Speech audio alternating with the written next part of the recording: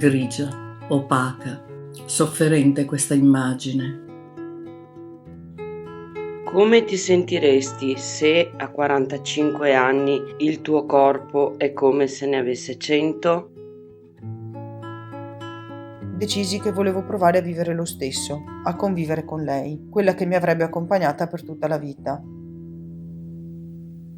Dolore, forza e amore. Ma come fanno a dire si vede che stai bene? Frangar, non flectar, mi spezzerò ma non mi piegherò. Immagine di una vita rovescia.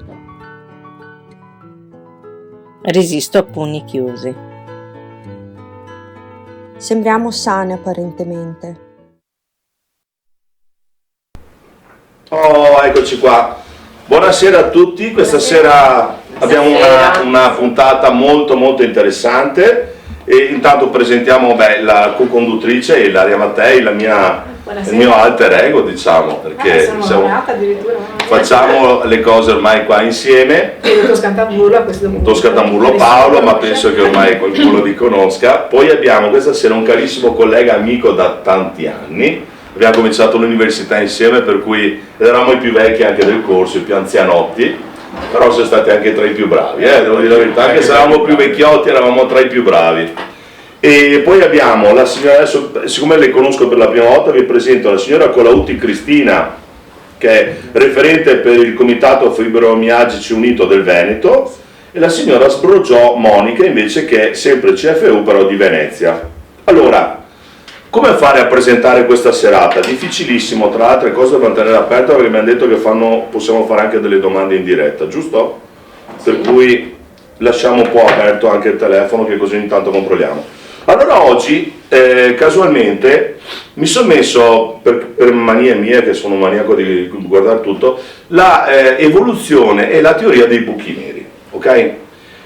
Poi pensando alla serata di questa sera, i buchi neri sono una cosa complicatissima, però è ancora molto sconosciuta.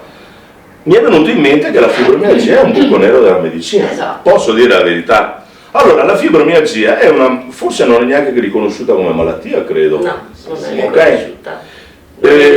Da quello che ho letto ultimamente, o da quello che ho letto, mi sono informato, si conosce dal 1968, però aveva un altro nome, adesso non mi ricordo, fibrosita, bravissima. Beh, bravissima, per forza. Fibrosita, ci mancherebbe altro. Fibrosita però è una malattia che non ha una collocazione in nessun modo nella medicina. Allora, questa sera noi ci ritroviamo per mettere dei punti fermi per chiarire un attimo questo tipo di malattia. Allora, innanzitutto chiediamo al dottor Paolo Mila se può darci una specie di definizione, anche se una definizione chiara non c'è, di questo tipo di patologia. Certo, Paolo. Mi piace moltissimo l'esordio, perché effettivamente ha parecchie deviazioni strada facendo questa sindrome più che patologia, perché forse potremmo definirla come una sindrome in cui all'inizio ha quasi un secolo l'esordio dei primi riconoscimenti, quindi è una malattia del nostro secolo, e sicuramente il dolore è quello che la fa da padrone. E il termine fibromialgia ci dice già che coinvolge sia il tessuto fibroso, quindi tendini, legamenti, tessuti di sostegno, che la parte muscolare. Il dolore muscolare è quello che dovrebbe farla da padrona, ma in realtà poi si sovrappongono anche molti altri sintomi estremamente importanti, come la rigidità, la difficoltà a deambulare, a volte anche a fare proprio normali attività quotidiane, disturbi del sonno, che poi, se avrò modo, vi porterò anche a vedere quanto possono essere importanti per tanti effetti peggiorativi della patologia, così come anche disturbi a volte dell'equilibrio, disturbi dell'intestino, cefalea e molti altri sindromi. E questo poi può portare anche alla depressione, poi in qualche modo, no? Ecco, bravo, diciamo che all'inizio uno dei miti era stato, soprattutto negli anni 50-60, ma oggi ancora io vedo alcuni medici che bollano le fibromialgie, parlo al femminile perché spesso sono pazienti donne, bollano le fibromialgiche come pazienti o isteriche o con disturbi dell'affettività o molto spesso, come giustamente dici tu, come delle depresse, quindi una sorta di depressione mascherata. Per un periodo andava di moda questo termine di depressione mascherata, ma in realtà quello che poi si è dimostrato è che intanto non tutte, pur essendoci una quota di fibromialgiche con aspetti depressivi importanti, più del 40%, ma non tutti i depressi hanno dolori, quindi in realtà questa cosa non c'è un reversing tra le due cose, e moltissime altre indagini hanno alla fine smascherato che questa non è la diagnosi corretta. In realtà proprio i disturbi del sonno potrebbero giustificare molto l'aspetto depressivo, perché una pessima qualità del sonno aumenta amplifica e diciamo poi con dolore cronico più disturbi del sonno possono essere i due motivi fondamentali per cui poi il fibromialgico evolve verso uno stato depressivo, e in effetti l'aspetto depressivo c'è in molte patologie dove il dolore la fa da padrone. Sì, poi vengono bollate come malattie psicosomatiche molto spesso.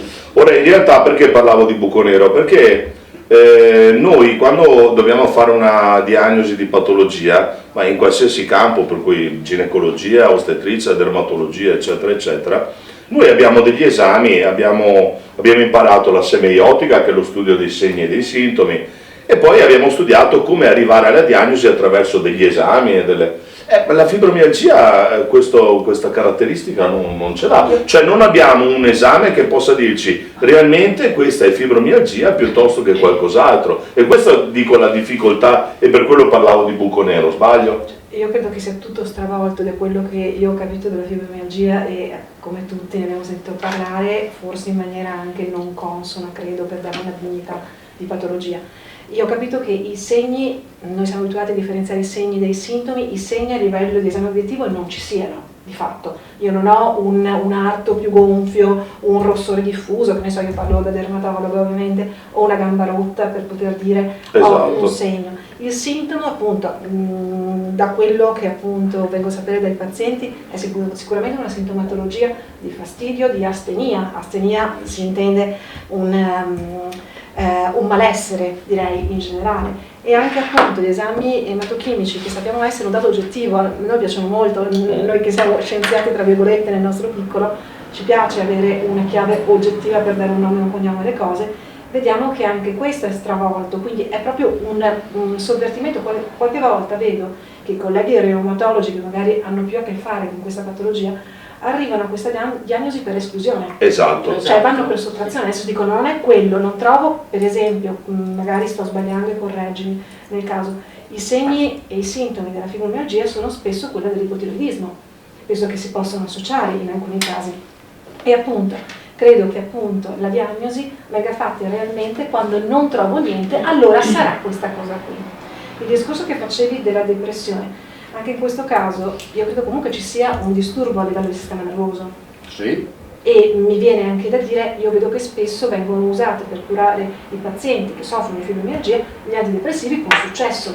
Sì, o mi sbaglio? Sì, in realtà c'è un motivo, nel senso che potremmo distinguere tra le varie ricerche due grossi filoni, quello centrale cosiddetto, cioè un disturbo a livello del cervello nella percezione del dolore. Si è visto che il fibromialgico ha una percezione del dolore più alta, quindi ha un abbassamento della soglia del dolore. Quindi tutti i dolori in generale. E sembra che questo possa dipendere anche dal fatto che il sistema di controllo discendente del dolore, che fatalità usa norepinefrina e quindi praticamente quando andiamo a dare gli antidepressivi, serotonina e antidepressiva sono i due neurotrasmettitori che vanno a modulare il dolore, quindi la base logica per usare questi due potrebbe essere questa, cioè potenziare queste vie di controllo. Esatto, anche se in realtà non tutti gli studi sono concordi sull'efficacia di questi farmaci, a volte sembrano migliorare, ma a volte sembra che rispetto al placebo non ci sia sempre un così esatto, anche se poi spesso molti pazienti fibromialgici già con 20-30% di miglioramento per loro è già un grosso risultato, e quindi per loro dicono no, funziona, quando in realtà se andiamo poi a vedere nel calderone totale forse non è così chiara la cosa, sul funzionamento di questi farmaci, oppure il pregabalin, gli anticonvulsivanti, che anche quelli vengono usati proprio su questa, nella fibromialgia, sempre anche lì non sono chiari, alcuni studi dicono funziona, altri studi dicono non è così efficace come vorremmo oggi avere sicuramente non abbiamo una terapia veramente efficace, forse proprio anche per, come dicevi giustamente tu, per i grandi dubbi diagnostici. Giustamente come diceva Paolo, non abbiamo un esame, non avere un esame vuol dire anche non aver chiaro neanche cosa arrivare alla diagnosi. Perché forse oggi da una parte potrebbe essere una terapia autoimmune, hanno trovato della presenza di autoanticorpi diretti contro le fibre nervose e questi potrebbero dare un'iperecitabilità del sistema nervoso. Hanno trovato una forte presenza di interleuchina 6, che è una sostanza, un'interleuchina pro-infiammatoria. Quello che ha rotto le scatole col Covid. Bravissimo, bravissimo. Poi torniamo sempre al fatto che c'è uno stato iperinfiammatorio, quindi sì. Però sono tutte cose che al momento non possiamo... Sì, ma in realtà è uno stato iperinfiammatorio, ma non c'è un'infiammazione chiara, vera e propria, nel senso, io adesso non lo so perché ho delle pazienti fibromialgiche, ma non è che io le seguo come fibromialgia, le seguo come ginecologo. Ma in realtà dagli esami questa infiammazione non si riesce molto spesso. Per cui noi diciamo abbiamo questi due perni della diagnosi che utilizziamo noi medici. Abbiamo la diagnosi ex adiuvantibus, cioè che è quella di dare una terapia senza sapere in realtà se la terapia è quella giusta e se la persona sta bene. La terapia era quella giusta, e poi anche quella ad excludendum, cioè praticamente la diagnosi di fibromialgia arriva escludendo tante altre patologie, per cui tu devi fare gli esami per capire, che ne so, lupus eritematosus systemicus piuttosto che artrite reumatoide e tante altre, artrite psoriasica eccetera, per poi dire, beh, in realtà ci stiamo inoltrando dentro il campo della fibromialgia. E a questo punto inizia un percorso che per molte persone, molte donne soprattutto, perché come diceva giustamente il dottore, colpisce soprattutto le donne, ci si inoltra in un percorso, un po' come l'endometriosi, di un percorso che non si sa dove si arriva, non c'è ancora una cultura medica per arrivare a questo, e tante volte si è costretti poi ad arrivare alle terapie psicologiche, cioè dal psicologo, eccetera, eccetera. Sì, anche perché in realtà c'è una sorta di legame tra eventi stressanti o traumatici e o l'esordio o un peggioramento della fibromialgia. Questo potrebbe anche essere riconducibile a un fatto che hanno visto che c'è una sorta di appiattimento della curva fisiologica del ritmo che di solito abbiamo del cortisolo. Come tu sai perfettamente, Paolo, molti dei nostri ormoni hanno un bioritmo giornaliero circadiano e il cortisolo nelle pazienti fibromialgiche sembra non rispondere a questa stimolazione. Sarebbe un po' l'ormone dello stress. Esatto, bravissimo, quindi sembra che sia un ormone iperregolato in queste pazienti, e questo potrebbe giustificare uno stato, da una parte uno stato infiammatorio, da una parte uno stato proprio già di livelli di stress molto alto, e quindi un evento stressante, un periodo stressante, un evento traumatico potrebbero far precipitare qualcosa. Esatto, potrebbero far precipitare qualcosa che è già lì per avvenire. Se vuoi lo stesso meccanismo d'azione di tutte le patologie autoimmuni, perché tutte le patologie autoimmuni hanno bisogno del fattore di accensione della lampadina che si accende, quindi il fatto che dicevi tu prima che la paziente classica è di sesso femminile, immagino sia anche non giovanissima come l'età media? Media è intorno ai 30-50 anni. Quindi più o meno è veramente il classico target delle patologie autoimmuni questo. Ecco, allora adesso infatti volevo un attimo bloccare il nostro soliloquio praticamente tra medici, e allora questa patologia diventa talmente importante e a un certo punto ce ne rendiamo conto che esiste, per cui cominciano a formarsi, come succede anche in molte altre patologie, dei comitati, delle associazioni. Ecco, potete raccontarci la vostra storia, che così capiamo anche... Esattamente, sì. Allora, il CFU è un'associazione che nasce nel 2016, è un'associazione di malati, siamo tutti malati, dal nostro presidente fino a tutte le referenti, e siamo tutte volontarie ovviamente. È un'associazione che nasce proprio per l'esigenza di interfacciarsi con chi ha le nostre stesse problematiche, quindi tra pazienti, diciamo, no? E questa è una cosa sicuramente positiva, perché il confronto tra persone che hanno lo stesso problema aiuta come dire, a sentirsi anche meglio, perché questa malattia purtroppo, come dicevate voi prima, non è visibile. Io non sembro una malata, no? Anzi, quando magari mi sento tanto bene, guarda, stai benissimo, stai benissima, no? Cioè non si vede, e questo è il grosso problema di questa malattia, perché non si vede ma c'è. E quindi anche, come dire, anche a volte in famiglia o comunque insomma si creano delle dinamiche per cui la gente non ti crede, non crede che tu sei malata e non ti prende sul serio. Quindi il confronto con chi ha la tua stessa patologia aiuta tantissimo. Chiaro. C'è uno scambio di opinioni, di esperienze, consigli magari soprattutto. Esatto, quindi l'associazione nasce per questo, per informare, per fare sensibilizzazione e per aiutare le persone. Come dice Andrea, per fare rete, no? Che è la cosa importante, fare rete, giustamente. Ok. È verissimo, sì. Ecco, per cui sentiamo anche la sua esperienza, fate degli eventi, fate delle... Facciamo molti eventi a livello nazionale, facciamo eventi regionali qui in Veneto, facciamo mostre innanzitutto, facciamo convegni, abbiamo appena fatto anche 2 talk show, uno al Candiani e uno a Villa Fassetti, con la partecipazione di medici che fanno parte del nostro comitato scientifico, proprio per far conoscere questa patologia sia a altri medici e sia anche a pazienti che hanno bisogno appunto di confrontarsi con chi ne studia di più. Poi facciamo parecchi banchetti informativi anche proprio per la sensibilizzazione e anche per la raccolta firme che stiamo facendo già da anni, e siamo già arrivati a raccogliere 90.000 firme già depositate al Ministero per il riconoscimento della patologia nei LEA, perché non è ancora riconosciuta, no, noi ci definiamo, pur essendo una malattia invalidante, non è ancora stata riconosciuta. Noi ci definiamo malati invisibili perché proprio lo Stato non ci riconosce.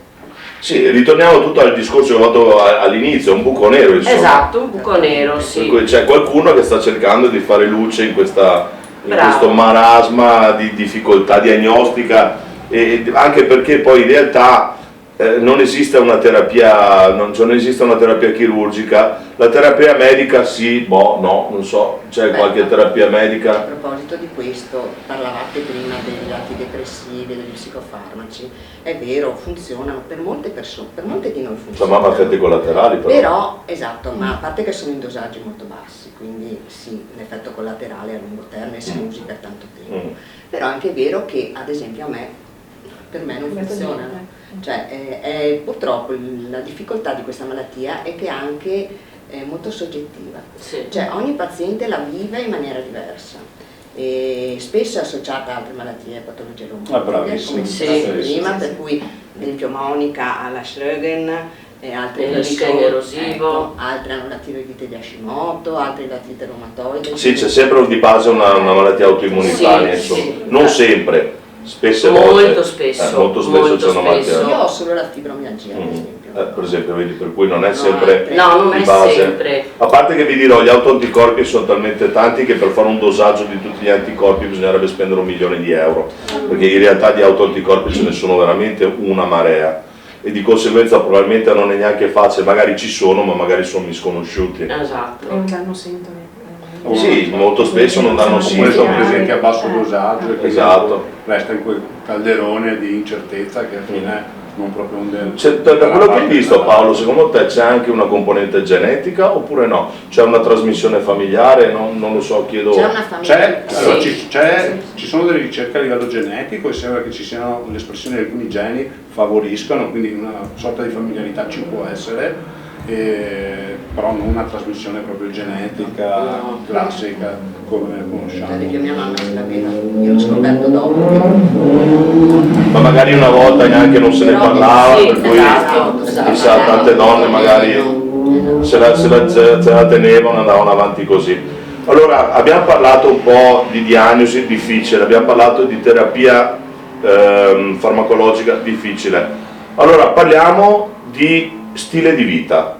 C'è la possibilità che lo stile di vita possa cambiare un po' le sorti di questa malattia? Sì, sicuramente. Ecco, allora vi lascio campo libero.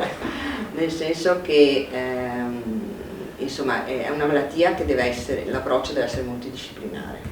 Ecco, non può essere solo farmacologico, deve essere sicuramente anche di attività fisica, e anche perché meno ti muovi, più i tuoi muscoli si irrigidiscono e più il dolore si acutizza. amplifica. E quindi sicuramente poco ma spesso fare esercizio fisico è importantissimo per noi. Poi dal punto di vista nutrizionale anche, perché certi alimenti vanno proprio a scatenare quali sono sono quelli un po' classici, quindi le solanacee, la carne rossa, quello che dà una certa percentuale, anche se visto che il glutine è un 40%. Esattamente, il glutine sì. Difatti ad esempio io faccio una dieta con poco glutine, sì, e sto meglio insomma. Con il vostro comitato organizzate qualcosa anche da questo punto di vista dell'attività fisica? Sì, abbiamo delle convenzioni per i soci, abbiamo una palestra che è di una nostra socia che tra l'altro è paziente del dottor Milan, la Roberta, che è una persona stupenda, veramente. Ciao, salutiamola, ciao. Ciao. E lei è fibromialgica, per cui ha attivato nella sua palestra delle attività che sono consone al nostro fisico, insomma, ecco, quindi sì. Abbiamo convenzioni anche con poliambulatori, eccetera, insomma, come si parla anche di nuoto, piscina, cose di questo genere, no? Però acqua calda. Acqua calda, sicuramente. Terme, sicuramente le terme, e tutte le attività in acqua. Ci sono anche dei trattamenti ipertermici probabilmente fanghi, cose di questo genere anche, no? Anche quelli sono stati provati, e anche una cosa che è stata usata in Svezia, che qui aveva avuto ancora poca presa, ed era una specie di vasca di galleggiamento. Praticamente venivano sospese un sale di magnesio concentrato, come essere in assenza di peso, e si è visto che questo aveva un effetto di reset sulla muscolatura. E parecchi pazienti, ma non si trova nemmeno. L'ho provato in Svizzera. Ecco, vedi. Potrebbe essere Paolo, potrebbe essere un'idea. Esatto. È una cosa sì, ricordiamo che il magnesio è un sale minerale che utilizziamo molto anche in medicina. In ostetricia si usa molto anche nello sport perché rilassa la muscolatura, no? Viene utilizzato anche dagli sportivi per evitare i crampi, giustamente, no?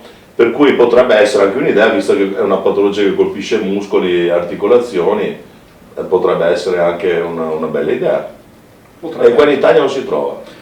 C'era un centro una volta a Montebelluna che aveva iniziato a fare delle sedute anche dirette verso la fibromialgia, ma poi mi sembra che per mancanza di fondi hanno dovuto chiudere, pur avendo avuto. Certe terapie, certe cose costano tantissimo. Costano anche parecchio. Quindi ecco, il grosso problema, tra l'altro, faccio una parentesi, del fatto che non è riconosciuta come malattia, quello è il discorso. Non è inserita nell'EA e noi come malati non abbiamo diritto ad alcun tipo di esenzione e quindi ci dobbiamo pagare tutto, dal farmaco agli integratori, alle terapie, alle visite mediche.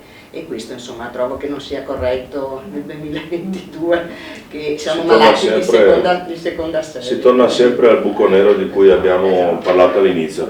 Volete parlarci allora di questo evento anche? Allora, noi ogni anno, il 12 maggio, che è la giornata mondiale della fibromialgia, facciamo un'attività a livello nazionale. L'anno scorso e anche gli anni precedenti, sono già 3-4 anni, infatti facciamo l'illuminazione dei monumenti di viola, per cui a proposito facciamo luce, come diceva il dottore. E il progetto che l'anno il colore viola sarebbe il colore della malattia. Il colore della malattia.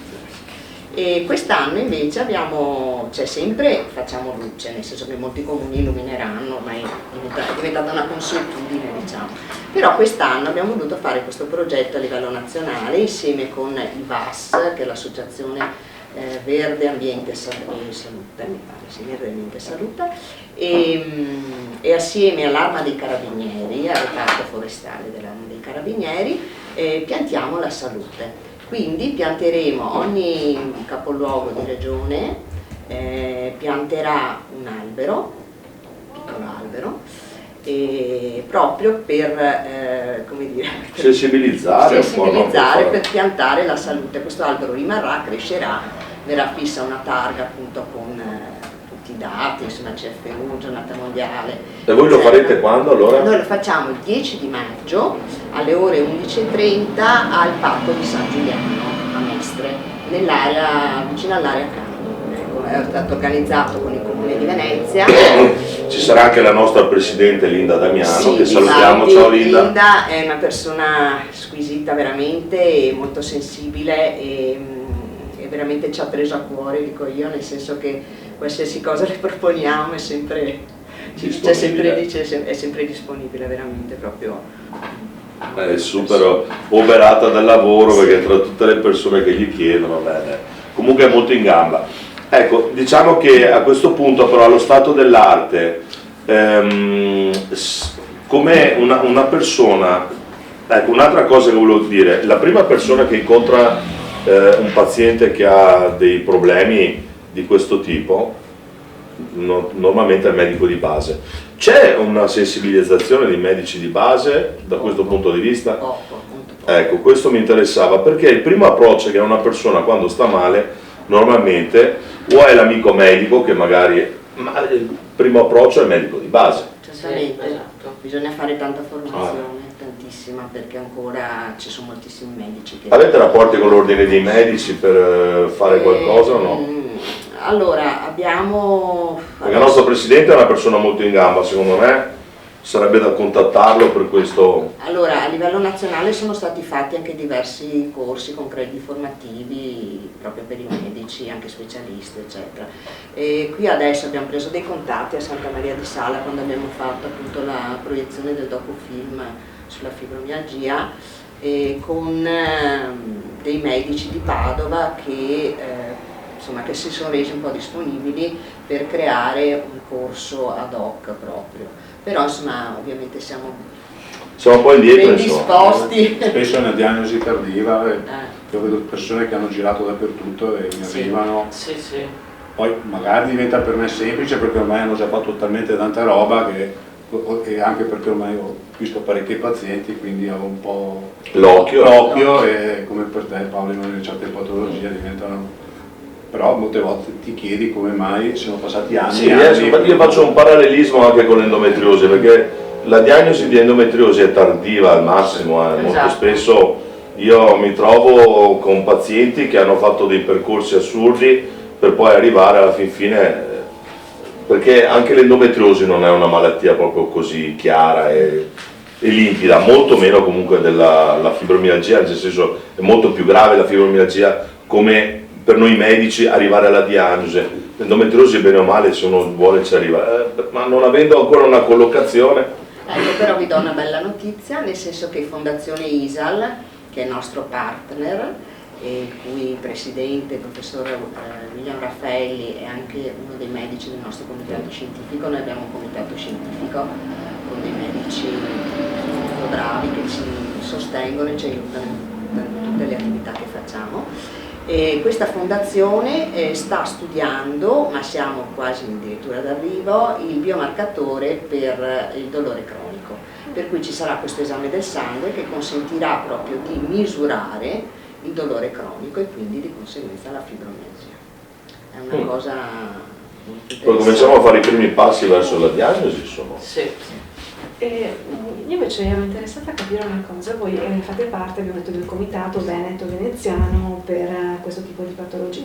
A livello italiano, cioè noi in Veneto abbiamo più casi, o nel veneziano abbiamo più casi del resto del Veneto, o nel Veneto più casi del resto d'Italia, o Italia più casi rispetto al resto del mondo? Come siamo, nel senso, secondo voi, come a livello numerico di pazienti affetti di patologia? Allora, siamo più di 3 milioni in tutta Italia, questo sono comunque dati non realistici, perché non esiste, cioè esiste ma non è stato ancora utilizzato il registro dei malati, è stato stabilito dal Ministero ancora mi pare nel 2018 e quindi il reumatologo che prende in carico il paziente fibromialgico avrebbe dovuto in qualche modo segnalarlo su questo registro e alla fine si sarebbe dovuto avere un quantum, diciamo, no? Esatto. Però questo non è stato fatto in parte, quindi in realtà non sappiamo quanti malati ci sono in ogni regione. No, era semplicemente per capire a proposito di autoimmunità o fattori genetici e quant'altro, certo. capire se nel Se nord le erano più zone, frequenti, del sud, le isole più frequenti di... Non siamo in tanti comunque, anche per dire nelle più o isole. meno Sì.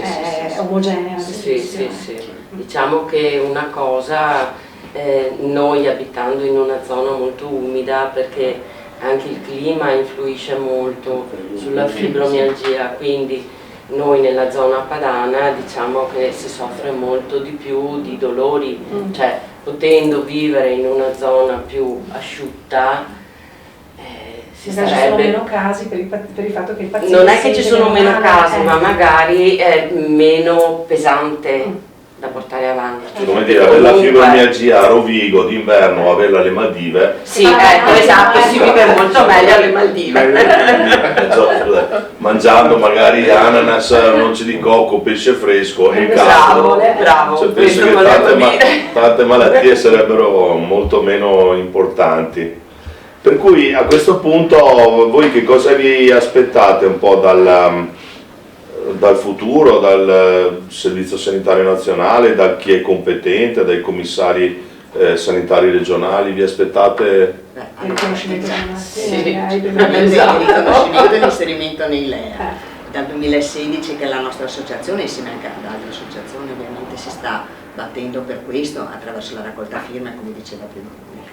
Sono stati fatti ormai tanti passaggi, anche in Senato, fatta una legge, insomma diciamo che siamo quasi addirittura d'arrivo. Probabilmente se non ci fosse stato il Covid e saremmo già arrivati. Problematici saremmo già arrivati, anche perché è stata messa all'ordine del giorno della Commissione LEA, per cui diciamo in uno dei prossimi incontri che ci saranno probabilmente verrà discussa.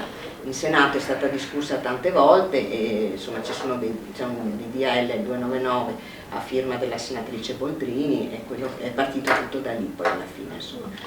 Beh, io lo spero vivamente, spero e anzi me lo auguro vivamente.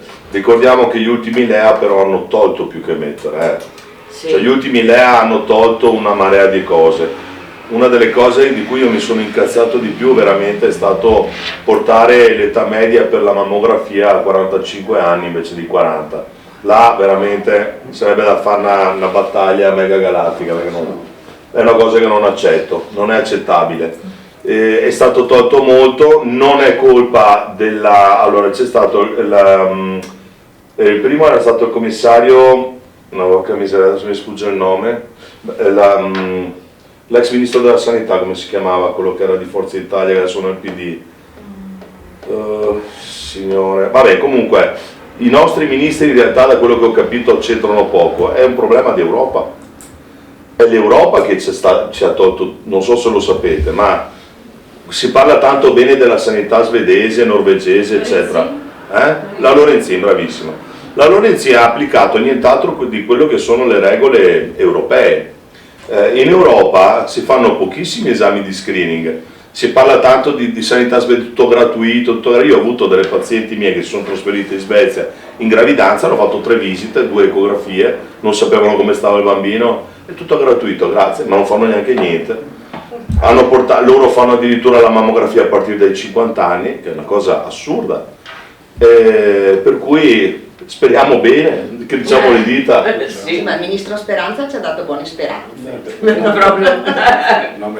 E invece la cosa un po' diciamo più grave è che a livello regionale siamo bloccati, perché dal 2015 esiste la legge per la fibromialgia, cioè l'hanno riconosciuta in regione. Però nonostante tantissime mozioni e interrogazioni che sono state fatte dal 2015, l'ultima l'anno scorso a febbraio, che si chiedeva appunto di attuare quello che la legge prevede. Cioè, quello che la legge prevede, ancora la Regione ha risposto che non ci sono i soldi per poterla investire per questi malati. Quindi... Rompiamo le scatole a Speranzone. Raffaele, se ci ascolti batti un colpo, senti qua. No, cioè, intanto gli mandiamo l'input. Allora, ma a questo punto facciamo un ragionamento, piace sempre ragionare in maniera molto pragmatica, no? Diciamo che a un certo punto una persona si trova ad avere questi dolori, aver fatto vari esami, non ha fatto l'attacco, ha fatto l'elettromiografia, ha fatto ecografia, ha fatto di tutto, non si riesce a capire, eccetera. Che cosa dovrebbe fare secondo voi? Cioè, in base alla vostra esperienza, una persona che si trova a un certo punto davanti a questo buco nero di cui abbiamo già parlato all'inizio, come dovrebbe comportarsi, secondo voi? Allora, come dicevate prima anche voi, il percorso è sempre molto lungo, purtroppo per la diagnosi, passano anche anni a volte. E qui sta anche nella capacità del medico che ti visita di riuscire a capire se sei fibromialgico o meno. E quando noi ci troviamo di fronte a persone che non hanno ancora la diagnosi, perché appunto stanno facendo anche esami, controesami per escludere altre patologie, cerchiamo di sostenerli. Ovviamente noi non siamo dei medici, quindi non possiamo dare consigli medici. Ma voi avete un numero perché magari possiamo anche dare... Noi abbiamo uno sportello. Sì, abbiamo uno sportello informativo in via Brenta Vecchia, di fronte all'M9, tutti i lunedì mattina, a parte i festivi ovviamente, che è aperto dalle 10 alle 12, dove possono venire tranquillamente per scambiare 4 chiacchiere, per informazioni, per consigli. Ovviamente, come diceva la Cristina, non siamo dei medici, siamo delle malate che però viviamo questa cosa, quindi avete un'esperienza. Permettetemi, ma forse ne capiamo qualcosa di più dei medici. No, ma senza ombra di dubbio. Ma c'è anche un meccanismo importantissimo che è quello della solitudine. Sì, il fatto di fare gruppo, di fare rete, aiuta delle persone che altrimenti si sentono quasi degli emarginati dalla medicina, si sentono in qualche maniera presi in gruppo, presi in carico, e quindi io credo appunto che per questo è giusto che ci siano varie figure, che ci sia una rete, che ci siano anche varie possibilità, perché io a volte dico, invece che fibromialgia, dico fibromialgie, proprio per sottolineare come ci sono delle differenze enormi a volte tra pazienti e l'altro, come se prevalessero più dei meccanismi in una persona e altri meccanismi in un'altra. Aiuto dei pazienti con forte difficoltà di equilibrio, è la prima volta che vedo una fibromialgia proprio difficoltà di equilibrio così eclatanti, tanto che all'inizio pensavo una patologia neurologica, tipo un Menier o qualcosa del genere. Sì, dopo aver fatto fare un sacco di esami, per fortuna in velocità, alla fine è venuto fuori quello. E quindi secondo me è importante che ci sia uno sportello, che ci siano delle figure, che ci sia fatto anche...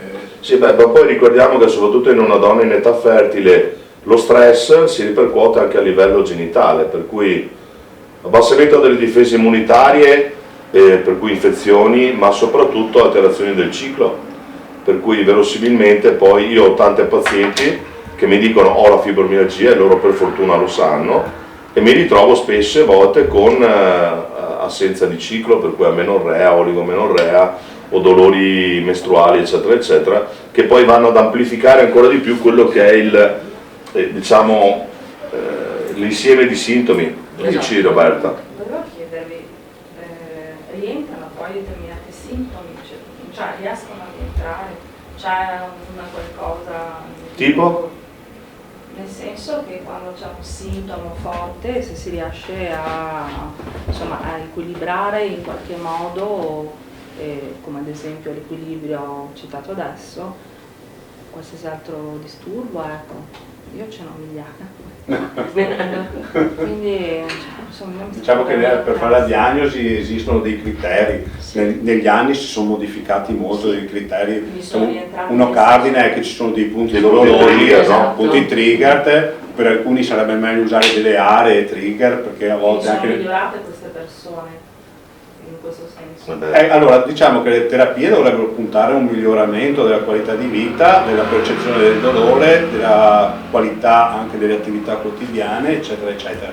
E un campo che secondo me, io sai che mi occupo anche di fitoterapia e di microbiota e tutte queste cose un po' collaterali, diciamo, ma che oggi per esempio il microbiota si sta amplificando tantissimo, sta prendendo piede assurdo per le malattie neurologiche, dermatologiche. Sì. Ecco, stanno uscendo anche i primi lavori sulla diversità del microbiota anche nel campo della fibromialgia. Sembrerebbe che certe prevalenze di certi batteri, forse più gram negativi, potrebbero essere anche una causa di aumento dell'infiammazione, quindi probabilmente anche lì l'attenzione verso la dieta, il cambio di alcuni alimenti potrebbe aiutare anche a cambiare il microbiota. Il microbiota sta veramente prendendo un piede incredibile in tantissime patologie. Penso anche nella psoriasi, se non sbaglio. Cioè, è partito dal punto di vista dermatologico, è partito dalla psoriasi, dopodiché si è amplificato e si è ampliato anche dall'acne in poi, cosa che avevamo già messo nel cassetto tanto tempo fa, la correlazione tra alimentazione e patologie acneiche o quant'altro. Adesso l'abbiamo ripreso in tutto, sia a livello sistemico sia a livello locale. Adesso le creme hanno all'interno microbioti proprio in correlazione. È interessantissimo ovviamente, come tutte le altre rubriche, ma questa maggiormente perché appunto è una malattia di quelle che rimangono sempre sconosciute, no? E viene rabbia. Ma c'è un qualcosa, appunto, si è parlato di fare rete, ma che proprio faccia da detonatore, io dico, più che fare rete, e che faccia partire il lab affinché proprio se ne occupi. Noi siamo una piccola bincia, no, ma per dire chissà. che da domani o da dopodomani, non troppo in là, se non passano ancora secoli. Loro ci stanno lottando, credo, per questo. Certo, con i denti proprio. Loro stanno lottando, per cui sono solo che da ammirare, no? Sì, forse Roberta diceva a livello medico. Allora diciamo che l'ideale sarebbe creare un team di medici che si coadiuvano tra di loro e assistono il paziente, perché appunto non è solo il reumatologo che poi è quello che fa la diagnosi, il terapista del dolore, perché comunque molti di noi appunto anche prendono la cannabis terapeutica, che sappiamo, sono cominciato a capire che funziona bene per il dolore cronico. Agopuntura anche? Agopuntura anche, però anche lì dipende dalla sensibilità della persona, ad esempio io non potrei mai farla perché a me basta far così e quindi terapista, psicologo sicuramente, fisiatra, quindi sarebbe opportuno, dietologo, nutrizionista. Cioè, andrebbe visto veramente in toto. Sì, io infatti in ambulatorio ho una nutrizionista molto brava che segue questo discorso della fibromialgia, che poi l'abbiamo avuto anche qua in trasmissione peraltro, che è la Francesca, ve la ricordate, la dietologa? Noi invece siamo viste, dopo, grazie, ok. Invece noi siamo visti a pezzi, no? Perché andiamo dal fisiatra che ci guarda le ossa, i muscoli, andiamo dallo psicologo, quindi no, invece secondo me il team di medici proprio che si parlano anche tra di loro, quindi sarebbe la cosa. Intanto dobbiamo accade in tante patologie. Infatti. Esatto, e quindi ci vorrà del tempo, secondo me. Intanto abbiamo il dottor Paolo Mile intanto, che abbiamo fatto conoscere al pubblico, che è un amico, e poi sai che se ci sono problemi da un punto di vista o dall'altro noi ci chiamiamo, tanto il numero ce l'abbiamo, e ci scambiamo, ti daremo anche il numero della no, ma io secondo me ho capito la Roberta dove arrivare, voleva sapere se per risolvere i suoi problemi era da eliminare il marito, però che è qua presente magari non sempre funziona, non sempre funziona, per cui no, abbiamo il nostro, gli vogliamo, che scherzo, sapete che gli vogliamo bene a Chico, ci mancherebbe altro, no, ma anche a te, cioè, ci mancherebbe anche una poetessa, per certo, cui sappiamo. No, volevo riallacciarmi al discorso del team medico, perché per noi è molto importante, perché a volte allora vedi il reumatologo e ti dà una terapia, vai dal fisiatra, ti dà un'altra terapia, il psicologo ti consiglia di fare certi passi, cioè ogni medico lavora sul suo piccolo orticello, come diciamo noi, e poi quando noi usciamo siamo in balia, sì, perché allora lui mi ha detto di prendere questo, però l'altro cioè noi veramente torniamo a casa con ricette di 1000 farmaci, che poi fra l'altro in alcuni casi non vanno neanche bene uno con l'altro, quindi veramente per noi è un problema grosso. Dobbiamo imparare noi medici una cosa, soprattutto agli ultimi medici, perché noi della vecchia guardia forse un po' meglio, dobbiamo imparare a comunicare tra di noi, tanto è vero che io scrivo nelle mie lettere, quando io faccio sempre una lettera alla paziente, scrivo sempre: se il collega ha dei problemi mi contatti al numero, cioè io do sempre il mio numero di telefono. Non capisce una cosa, e molti colleghi l'hanno fatto, ho detto Paolo perché mi fai fare questi esami, non capisco, allora gli spiego il perché li faccio fare. Secondo me è la cosa più logica, non capisco perché bisogna per forza avere il proprio orticello, è la cosa più logica in persone intelligenti e umili. Purtroppo non succede così sempre, perché di solito è il medico, anche il medico di base, che dice al paziente guarda senti tu il reumatologo piuttosto che e chiedi se può andare bene, cioè, ma noi avremmo bisogno di una figura che ci segue, ecco per esempio il medico di base dovrebbe essere il medico che fa da legame fra tutti. Ma il medico di base ho paura che con le ultime, a parte col Covid, ho paura che poi il discorso, sapete che sono stati cambiati i codici degli esami adesso? Cioè, non mi fanno un esame giusto, mi incasino, scrivo gli esami che devono essere fatti, mi incasina tutto. Cioè, ma non è per colpa loro, per carità. Sono molto oberati dal lavoro in maniera burocratica poi peraltro. Quando non abbiamo ancora capito che il medico deve essere libero di pensare, di fare la sua diagnosi, come si suol dire in scienza e coscienza, no? Ahimè sì, secondo me bisognerebbe cominciare già dall'università a fare qualcosa di diverso. Sì. Noi abbiamo fatto un bel esame, te lo ricordi, di psicologia medica? Certo. Che non so se ultimamente c'è ancora, tu l'hai fatto psicologia medica? Non so se ultimamente mi sembra che gli ultimi colleghi non l'abbiano fatto, invece è stato un bellissimo esame. Era una di 3 parti di psichiatria, era una delle 3 parti, cioè faceva un voto unico sul libretto, in questo senso. Oh, questo non mi ricordo se faceva voto unico. Non era un esame con me, con lui stai parlando dei dinosauri, per cui, io mi ricordo che li avevamo, quanti esami avevamo? 54 esami da più pezzi. Infatti, esatto, per cui più facevamo esami più sto libretto faceva pena, dice, madonna mia. Leggo qualche messaggio. Madonna, siamo qua. Rossella Pasqualini, scusate, ho occhiali molto piccoli. Rossella, sì, è la nostra socia. È una vostra socia, ok.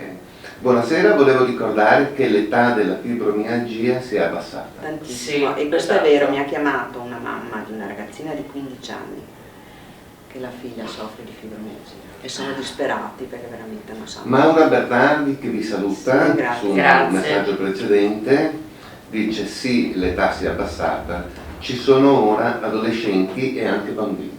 Purtroppo confermate? Sì, si abbassa sempre di più, infatti noi anche con i banchetti formativi che abbiamo in giro fra le varie città ci rendiamo conto, abbiamo proprio persone che ci contattano disperate, genitori che dicono ma mia figlia non so, lei dice che anche lei ha questa patologia però non si capisce, i medici non gliela riconoscono, non sappiamo cosa fare, dove sbattere la testa.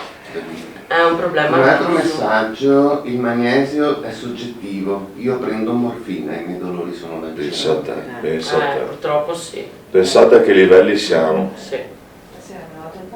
Perché poi i medici, devo dire una cosa, che secondo me è molto grave. I medici preferiscono dare la morfina agli opiacei piuttosto della cannabis terapeutica, perché ci sono dei preconcetti che sono pazzeschi e assurdi. Quando la cannabis terapeutica non ha effetti collaterali e va ad agire proprio sul sistema giusto, cannabinoide. Ma credo che sia anche poi 1000 volte più potente della morfina la cannabis, no? O qualcosa del genere. I preparati sono ovviamente preparati galenici, per cui sono mescolati con olio e vengono assunti a gocce, e quindi c'è tutto un percorso ovviamente che si parte da una goccia e poi si arriva, e ognuno anche lì deve trovare il suo dosaggio, perché a me può andare bene 30, a lei 10, a un altro 5, quindi voglio dire, come tutti i farmaci, la terapia deve essere personalizzata. Per forza. E questo però non è per forza. In realtà la modulazione del sistema cannabinoide si è visto che ha una potente azione sulla regolazione sia dell'infiammazione che del dolore. Che a sciogliere il dolore. Esatto, e oltretutto si associa bene a molti integratori per il contrasto dei danni da radicali liberi, da sostanze ossidanti. Quindi si contiene molto la tossicità da farmaci, avendo dei risultati interessanti. Però c'è ancora molto preconcetto. Sì. Dice ancora Maura Bernardi, sì. Buonasera, sono faccio parte del club CFU Italia, è importante ritengo anche praticare la mindfulness. Mindfulness è molto importante. Sì, sì, sì. Volete spiegare? Questa è una cosa complicata, la conosco ma è giusto che la raccontino loro, è molto particolare. La Mindpulse per la fibromialgia rilassa i muscoli e i tendini in noi, giusto? Sviluppa endorfine e aiuta anche a dormire. Sì, è vero, non solo la mindfulness ma anche la semplice meditazione fatta giornalmente, tutti i giorni, quel poco, 10 minuti, un quarto d'ora, ti aiuta ad affrontare la giornata. Io la faccio tutte le mattine e mi aiuta tantissimo, veramente, è proprio una cosa che ti dà energia. Sì, è una specie di meditazione quella che veniva nominata, no? Particolare. Sì, la mindfulness sì, è proprio un lavoro che si fa con gli psicologi. Noi come CFU abbiamo fatto proprio l'anno scorso con questo gruppo appunto dell'Università di Padova, questi psicologi di cui accennavo prima, abbiamo fatto a livello nazionale, quindi sul web, ecco, no? Cioè, perché c'era online, perché c'era poi il Covid, perché non si poteva fare in presenza. E abbiamo fatto questo corso, questi incontri, 5 incontri di mindfulness e sono stati veramente utili. Insomma. Cioè, bene. È una cosa che viene guidata, no? C'è una meditazione guidata. E anche quello è difficile da trovare qualcuno che lo faccia. Comunque aggiunge di solito la diagnosi avviene anche mediante i tender point. Sì, parlava prima il dottor Mila. Tender o trigger point. In futuro sarà attuabile un esame con biomarcatore per individuare tramite esame del sangue se si soffre di fibromialgia. Parlavamo prima di questo. Sì, anche là bisognerà capire però se nel 100% delle persone, perché anche noi con l'endometriosi abbiamo un marcatore ma non è presente in tutte le pazienti. Però magari è uno strumento in più, se è un passo avanti. Io so che già 2 anni fa in America stavano studiando un esame e sembrava 2 anni fa che dovesse risolvere il problema, però non è più uscito, quindi poi ti chiedi appunto se è abbastanza sensibile e specifico oppure se poi ti trovi con problemi o di sensibilità o di specificità. Adesso ci pensiamo noi italiani con la fondazione Potrebbe ITER, con il dottor Raffaelli che è una persona veramente in gamba. Sicuramente sarebbe un grande passo avanti. Sì. Bene, direi che è stata una puntata secondo me molto interessante questa sera. Speriamo di essere stato quel sassolino che magari buttato giù dalla montagna a un certo punto crea una valanga, no? Speriamo. Io se c'è tempo assolutamente volevo sì. leggere la lettera di una nostra socia, Marilena, anzi la leggi tu perché sono senza occhiali, scusa. Io ne ho 2. Che è veramente molto significativa su quello che prova il paziente fibromialgico. Allora, io la leggo, però se ci fosse presente la Marilena, signora Marilena Barattella, la leggerebbe molto meglio, in modo più significativo. Sì. Allora, nei giorni scorsi le nostre referenti ci hanno contattato chiedendoci di preparare qualche domanda da fare durante questo incontro. Ci ho pensato un po' perché non volevo fare domande che purtroppo, come al solito, sarebbero state liquidate come una dichiarazione di intenti. Quindi mi permetto di fare, anziché una domanda, un appello, una supplica destinata ad una grande fetta di operatori sanitari, i molti che vediamo purtroppo nel corso della nostra malattia. Medici di medicina generale, specialisti reumatologi in particolare, specialisti in terapia del dolore, immunologi, fisiatri, fisioterapisti, nutrizionisti, psicologi, neurologi, coloro cioè che dovrebbero occuparsi di fibromialgia. Loro non lo ammettono e non lo confermano, ma questa malattia evolve. Prima la fibro, poi un'altra malattia autoimmune, poi un'altra, poi ancora, e tu stai sempre peggio, nonostante ti prenda cura in toto del tuo fisico. Cure tradizionali, piscina, terapeutica, fisioterapia, yoga, meditazione, cure alternative, diete speciali, ognuno ha una sua storia, di tutto, per 12 mesi all'anno. Quando veniamo nei vostri ambulatori con la grande speranza di trovare soluzioni, ci troviamo spesso davanti ad un atteggiamento particolare. Noi ci raccontiamo e abbiamo molto da raccontare. il nostro dolore infinito. Lo abbiamo visto nel documentario Ad Maiora, sentito nelle testimonianze. Inizia e non finisce mai. La rigidità mattutina che non ti permette di alzarti dal letto per andare al lavoro, accompagnare i figli a scuola, neppure riesci a parlare perché i muscoli della faccia sono bloccati. Ma non ci fermiamo, dobbiamo farcela. Come cominci a muovere finalmente i muscoli, ecco che si presenta il dolore, forte, bruciante. Ieri lo percepivi più alle braccia, ora le gambe sembrano spaccarsi, ma non ci fermiamo. Una fitta alle costole ci toglie il respiro, ma non ci fermiamo. Vertigine, nausea, maledetti farmaci. Ma devo fermare, prendere respiro, non posso uscire di casa così. Esercizi di respirazione che ci hanno insegnato a yoga per riequilibrare l'inevitabile agitazione che ci prende perché dobbiamo andare al lavoro, a scuola, portare i figli all'asilo. Abbiamo cominciato già da ore l'assunzione delle pastiglie, ma magari con un antidolorifico di quelli prescritti al bisogno riusciamo a muoverci e non ci fermiamo. Trasciniamo la borsa della spesa come se fosse un macigno. Qualsiasi minima fatica fisica si trasforma in tachicardia, respiro affannoso, mi devo stendere qualche minuto e poi riprendere. Non ci fermiamo, una festa con gli amici o un breve viaggio e il giorno dopo a letto, ma non ci fermiamo. Cari operatori sanitari, vi raccontiamo questo assieme a tutti gli altri sintomi che ciascuna di noi ha e voi ci guardate, non capite, non potete capire, perché mettere insieme questa cozzaglia di sintomi non può essere uno di una persona normale, di tutto e di più. Ma signora, lei è ansiosa? Ha stress in famiglia? Vorrei vedere te professionista della salute con questi sintomi.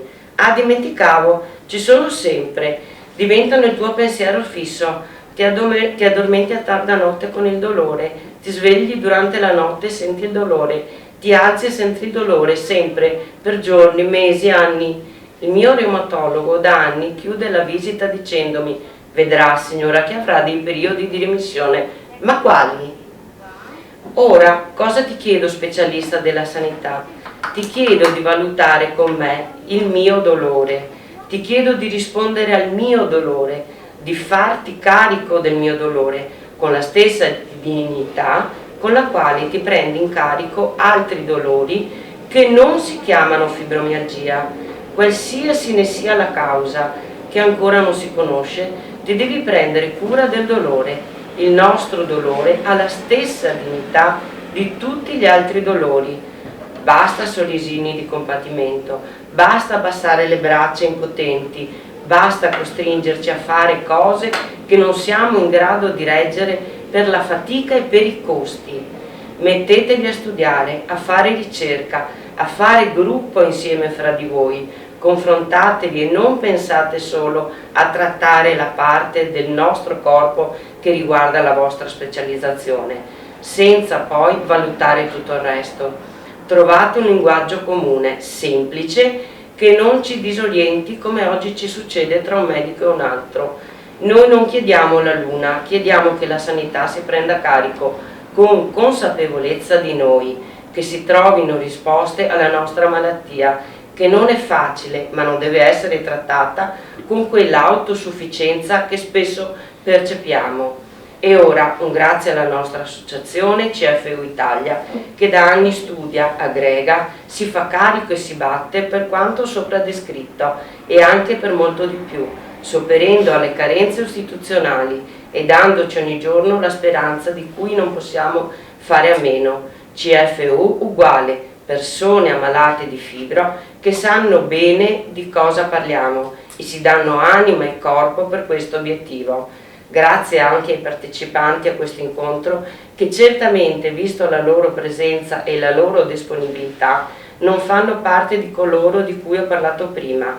Grazie anche a chi non è fibromialgico ma si impegna a capire questo dolore. Grazie ai nostri familiari che direttamente ne subiscono le conseguenze e grazie a coloro che danno voce, conoscenza, immagine e solidarietà al nostro dolore. Stare insieme e condividere lo scopo certamente ci alimenta della speranza di cui non possiamo fare a meno, Marilena Barattella. Che salutiamo. Salutiamo. Posso leggere l'ultimissimo messaggio che ci è arrivato in questo momento? Giorgia, un caro saluto al mio medico Paolo Mira e alle custodi Cristina e Monica. Ciao Giorgia. Ciao. E poi conclude No, dicendo, beh, dice anche entrare nel gruppo. entrare nel gruppo, ecco, leggi tu che sei Entrare nel gruppo è stata la miglior scelta che potessi fare per un paziente fibromialgico. Essere preso in carico da un medico comprensivo, competente e uscire dalla solitudine facendo gruppo è un salvavita. La nostra cara Giorgia Girotto. Bene. New entry. Bene, se non abbiamo altri messaggi da leggere, dopo questa bellissima lettura magistralis, Paolo, Ilaria, Paolo, Cristina e Monica, vi salutiamo e sperando che le cose migliorino sempre di più.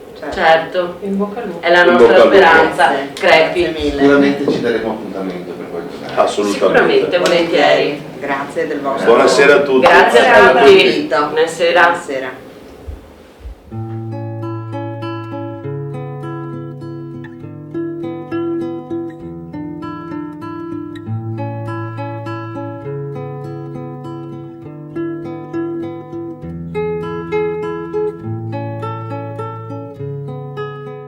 Guardare per comprendere.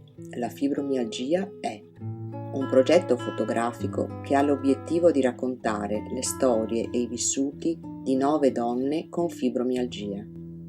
È un progetto fatto da donne e con le donne, che utilizzando la tecnica del photo voice vuole dare un contributo unico alla comprensione dei numerosi aspetti legati alla vita delle donne con fibromialgia, creando documentazione e conoscenza sulla malattia e azione sociale.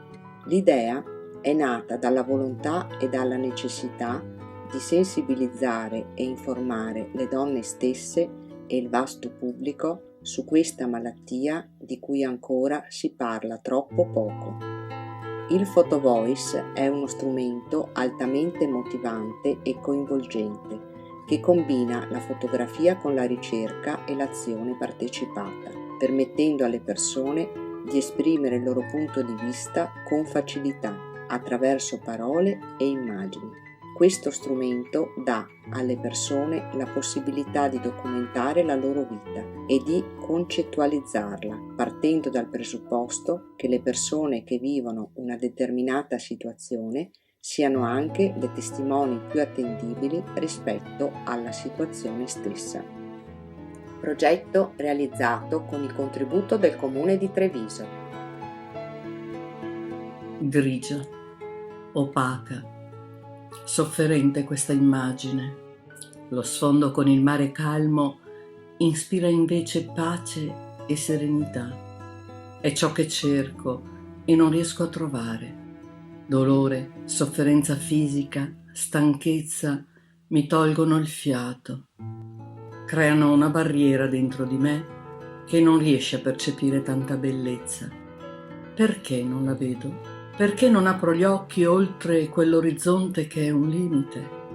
Ma ecco il vento fa volare una miriade di frammenti colorati, a dare luce alla mia vita, a guardare più in là, oltre quell'immagine in bianco e nero, oltre l'orizzonte lontano. Ogni pezzetto colorato rappresenta le mie emozioni, le persone e le cose che amo, il desiderio e la voglia di riprendere in mano la vita attraverso ciò che riesco comunque a donare agli altri. La fibromialgia mi toglie questi frammenti ogni giorno, ma io li recupero piano piano, cercando di ricordare il passato nelle cose molto belle che ho avuto, senza rimpiangerle e guardando all'oggi attraverso gli occhi di un marito che mi ama, di una famiglia capace di capire, di una nipotina che mi carica di emozioni, di amici e relazioni che mi fanno stare bene. E i colori volano alti sopra la sofferenza, sopra l'invisibilità della malattia, sopra l'indifferenza di chi non sa capire quanto dolore mi porto dentro, sopra un riconoscimento sanitario pubblico che tarda ad arrivare, ma il vento soffia e rialza ogni giorno i colori delle mie emozioni e mi rende forte e combattiva. E sappiatelo tutti, il vento non potrà mai cessare.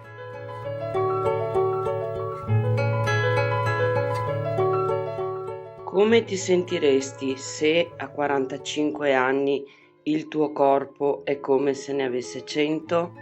Ecco, noi viviamo così.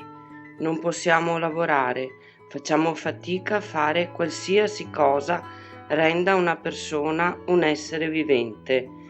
La voglia di vivere è tanta, ma la nostra condizione non ce lo permette. Fibromialgia. Abbiamo bisogno di essere riconosciuti dallo Stato sanità.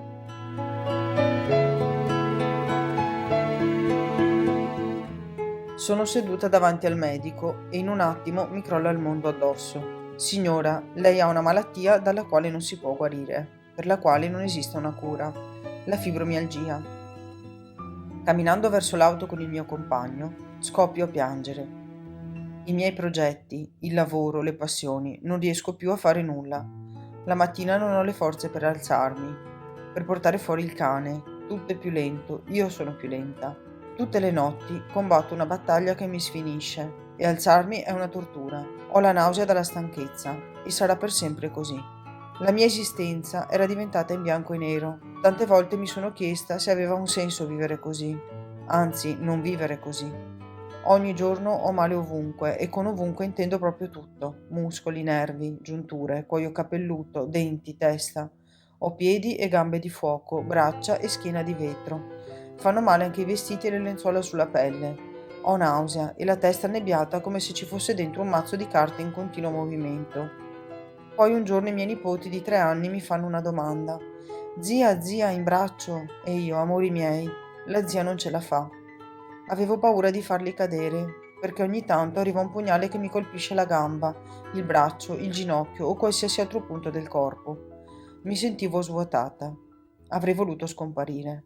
Ma in quel momento decisi che volevo provare a vivere lo stesso, a convivere con lei, quella che mi avrebbe accompagnata per tutta la vita. Volevo prendere in braccio i miei nipoti e sopportare quei pugnali senza cadere. Volevo portare fuori il cane e, anche se dolorante e rigida, volevo alzarmi dal letto tutti i giorni. Così ricominciai a fare quello che speravo mi avrebbe aiutata ad affrontare meglio possibile tutti i disagi che continuano a farmi compagnia, ma che adesso riesco un po' a gestire, la palestra. Ho versato tante lacrime e ancora oggi piango, perché è difficile e doloroso. A volte mi devo fermare perché lei, la fibromialgia, decide che non mi posso muovere e che devo soffrire più del solito. Mi sento ancora in bianco e nero, ma ho deciso che la mia vita voglio viverla a colori e voglio che il mondo veda in me solo i colori. Così ogni giorno, vestita di dolori, cammino come se non ne avessi e continuo a sperare che domani potrebbe andare meglio. E tu cosa faresti?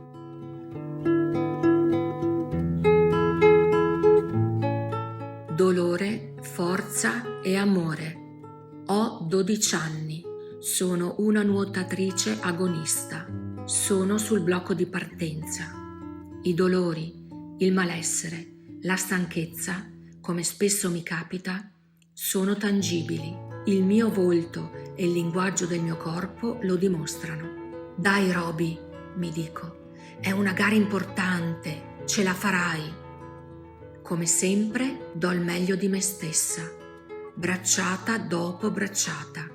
Soffro, lotto, vinco.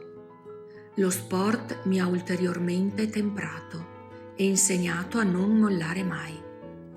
Ho 53 anni. È tutta la vita che convivo con il dolore cronico. La piscina è la vita. La gara è la quotidianità. Allenamento, impegno, resilienza, coraggio, passione, amore sono presenti costantemente.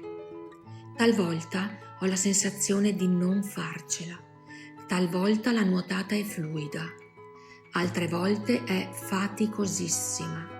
Capita che il respiro venga meno, poi i crampi, la stanchezza devastante. Ma io non mollo. Aiuto!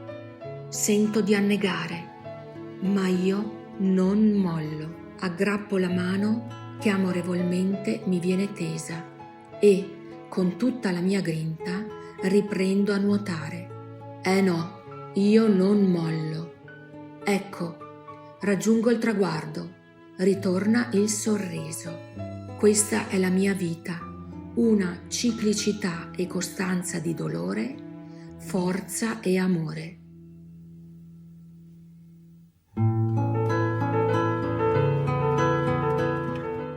Occhi ti guardano, osservali, capiscili. Frangar non flectar, mi spezzerò ma non mi piegherò. Avete idea di cosa significa avere un dolore cronico in tutto il corpo, in ogni istante della propria vita e non capirne il motivo? Nemmeno io lo sapevo. L'ho scoperto nel 2014, quando mi è stata diagnosticata la fibromialgia. Questo evento ha cambiato la mia vita. Il mondo mi è crollato addosso. Avevo paura perché non sapevo cosa mi aspettava e come avrei potuto andare avanti. Mentre osservo questa vetrina con le foto di un bellissimo vaso greco conservato al Museo Archeologico di Venezia, rivedo dentro di essa tutta la mia vita.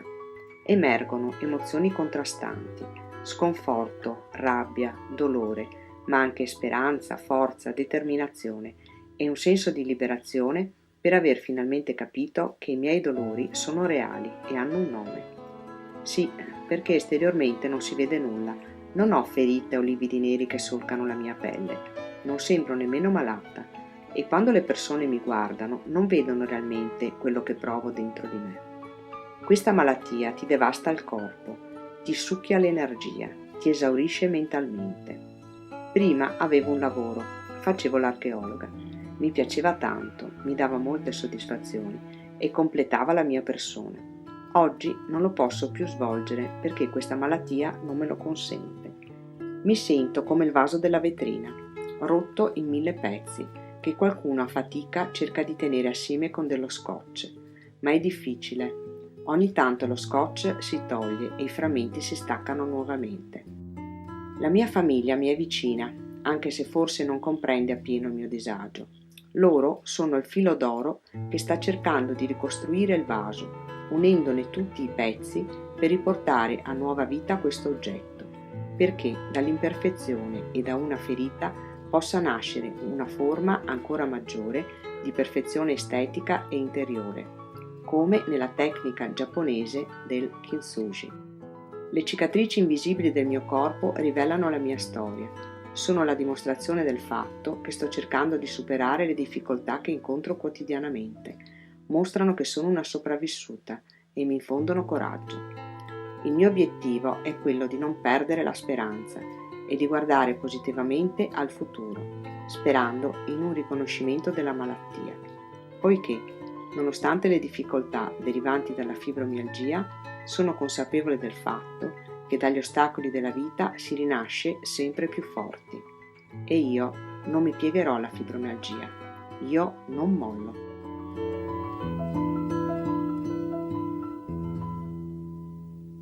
Immagine di una vita rovescia. Nella vita ti aspetti che ci sarà il momento in cui sarai vecchio e i tuoi figli si prenderanno cura di te. Ti aspetti che un giorno sarai stanco e i tuoi figli faranno le cose al posto tuo. Ti aspetti che arriverà un momento della tua vita in cui il tuo corpo rallenterà, farà fatica a muoversi e dipenderai dagli altri. Difficile invece accettare che questo succeda a 44 anni. Come puoi accettare la difficoltà di una relazione familiare inversa a questa età? Alla mia età dovrei godermi l'adolescenza di mia figlia e accompagnare i miei figli nelle loro tappe di vita. E loro come potranno godersi la loro gioventù là dove i confini dei ruoli familiari non possono essere più ben definiti? Certamente ci ameremo sempre, forse anche di più, legati da quelle difficoltà mai capite e mai ascoltate. Ne paghiamo un caro prezzo ogni giorno con le nostre depressioni, con le nostre ansie e le nostre difficoltà sociali. Ma nonostante tutto, siamo ancora capaci di riempire le nostre tazze di sogni e di speranze.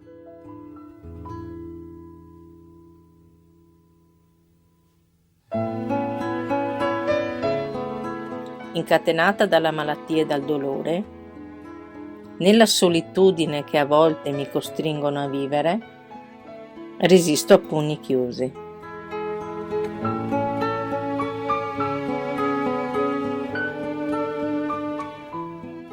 Come si fa a spiegare agli altri cosa si prova ad essere fibromialgici? Sembriamo sane apparentemente, ecco perché viene definita malattia invisibile. Ma lei c'è sempre, abbraccia la tua vita, la modifica, la devasta.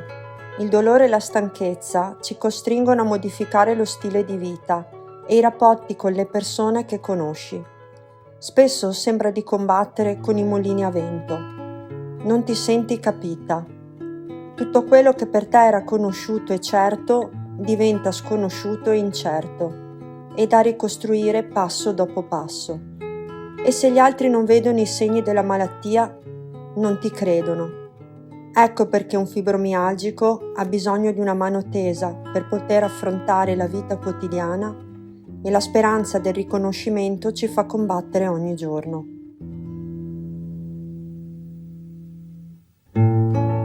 Le dissero: non sarai in grado di sopportare l'uragano. Lei rispose: io sono l'uragano.